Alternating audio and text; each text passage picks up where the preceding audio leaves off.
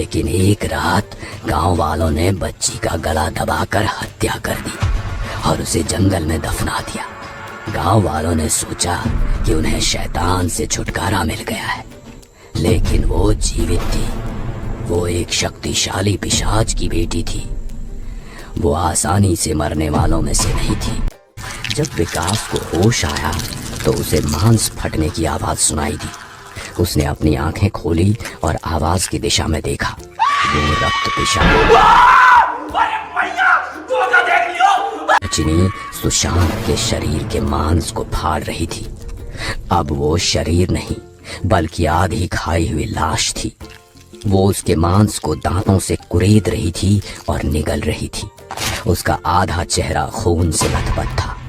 उसकी माँ मतलब बूढ़ी तांत्रिक महिला उसके पास ही बैठकर उसे खाना खाते देख रही थी। उस घिनौने मंजर को देख विकास की रूह कांप उठी। उसने वहां से भागने की सोची, लेकिन उसका पैर कुचला हुआ था। तभी रक्त पिशाचिनी ने विकास की ओर देखा। उसने अपने दांत पीस लिए और अपने खूनी होंठ चाटे। उसी समय रक्त पिशाचिनी को अचानक कुछ महसूस हुआ और उसने अपनी गर्दन घुमा ली। उसके चेहरे पर डर की झलक फैल गई।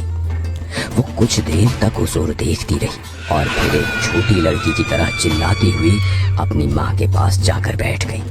उसके साथ साथ उसकी माँ भी डर गई थी। विकास ने उस दिशा में देखा जिधर रक्त पिशाचिनी और उसकी माँ देख रही थी। विकास को दूर झाड़ियों में कुछ हलचल दिखाई दी।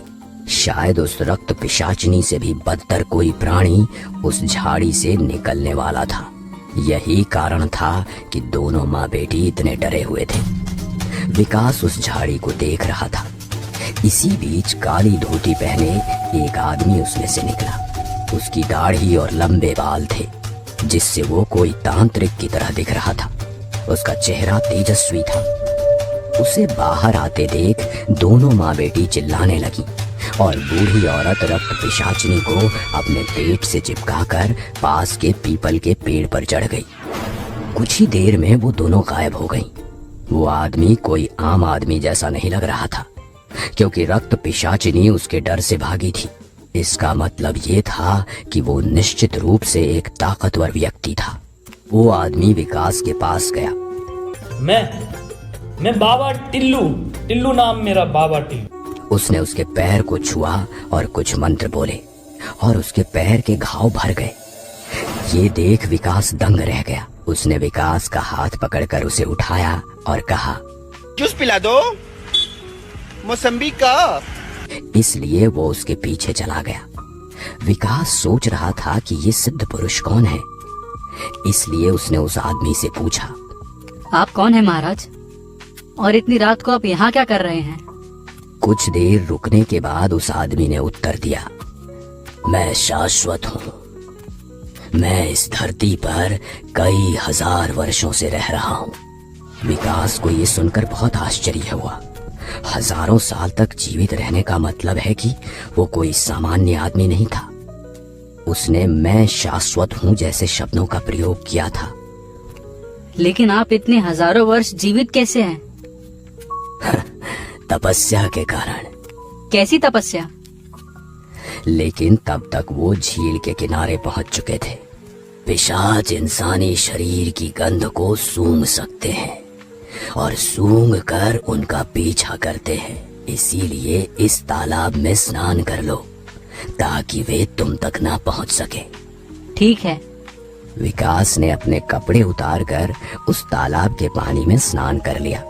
लेकिन जब वो स्नान कर रहा था तो वो सोच रहा था कि वो रक्त पिशाचिनी और उसकी माँ इस जंगल में क्या कर रहे हैं, और वो रक्त पिशाचिनी उस औरत की बेटी कैसे हो सकती है। एक इंसान थोड़ी ही रक्त पिशाचिनी को जन्म दे सकती है। महाराज, मेरे उस महिला और छोटे रक्त पिशाचिनी के बारे में बहुत सवाल है। कृपया मुझे उनके बारे में कुछ बताइए। 60 साल पहले सावित्री नाम की एक मांझ महिला थी, इसलिए उसके ससुराल वाले उसे तकलीफ दे रहे थे।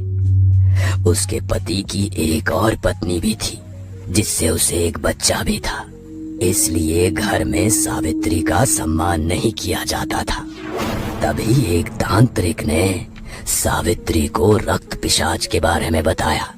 केवल वो एक पिशाच ही उसके बच्चे पैदा करने की इच्छा पूरी कर सकता था, लेकिन बदले में वो खून मांगता था। सावित्री किसी भी कीमत पर बच्चा पैदा करना चाहती थी, इसलिए उसने पिशाच से एक बच्चा मांगने का फैसला किया। वो सबसे पुराना रक्त पिशाच था जो पहाड़ों में एक पीपल के पेड़ पर हजारों वर्षों से रहता आ रहा था। वो एक अमावस्या की रात तालाब में स्नान कर उसके पास पहुंची। उसने एक मन्नत मांगी। पिशाच ने उससे खून मांगा और उसे एक बच्चे का आशीर्वाद दिया। कुछ समय बाद अमावस्या की रात को उसका प्रसव हुआ और उसने एक बच्ची को जन्म दिया, लेकिन उसे पूरा देखकर सभी हैरान रह गए, क्योंकि सावित्री के गर्भ से एक राक्षसी ने जन्म लिया था। यही वो रक्त पिशाचिनी है जो तुमने देखी है, लेकिन वो उस समय आधी इंसान और आधी पिशाचिनी थी।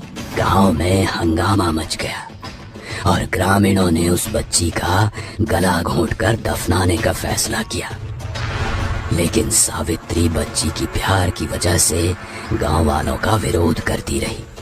लेकिन एक रात गांव वालों ने बच्ची का गला दबाकर हत्या कर दी और उसे जंगल में दफना दिया। गांव वालों ने सोचा कि उन्हें शैतान से छुटकारा मिल गया है, लेकिन वो जीवित थी। वो एक शक्तिशाली पिशाच की बेटी थी। वो आसानी से मरने वालों में से नहीं थी। उस रात सावित्री के सपने में उसने वो स्थान देखा जहां उसे दफनाया गया था और सावित्री जंगल की ओर भाग गई। उसने जमीन खोदी तो रक्त पिशाचिनी जीवित थी।